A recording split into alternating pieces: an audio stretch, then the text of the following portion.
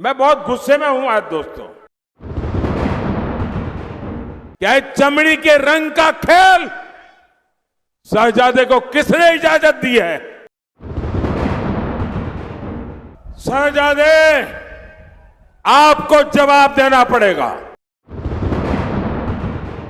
साथियों, मेरा सवाल है और आप तेलुगु में बोलने के बाद मुझे जवाब देना।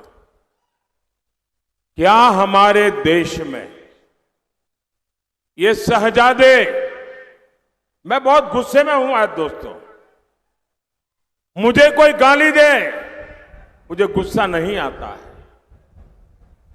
मैं सहन कर लेता हूं, लेकिन आज शहजादे के फिलोसोफर ने इतनी बड़ी गाली दी है जिसने में गुस्सा भर दिया है।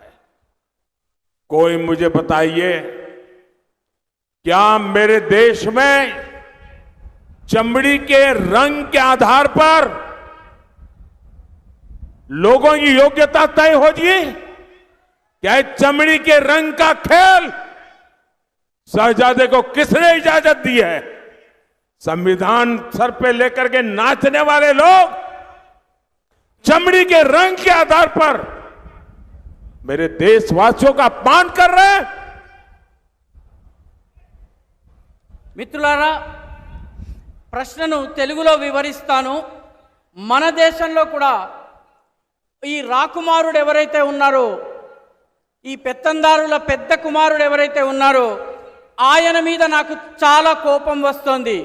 నన్ను తిడితే నాకు కోపం రాదు, కానీ నా దేశంలో ఉన్నటువంటి అనేక మంది ప్రజలను, ఇక్కడ ఉన్నటువంటి వాళ్ళ చర్మం రంగుని పట్టి ఈ దేశపు రాకుమారుడి ఫిలాసఫర్ వారి యొక్క మార్గదర్శకుడు లండన్లో కూర్చుని, అమెరికాలో కూర్చుని తిట్టడము నాకు కోపం తెప్పిస్తోంది.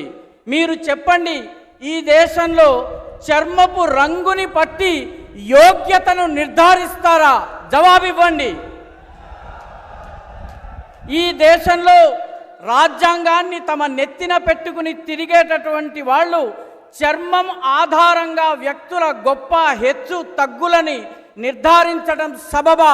జవాబివ్వండి. शहजादे, आपको जवाब देना पड़ेगा।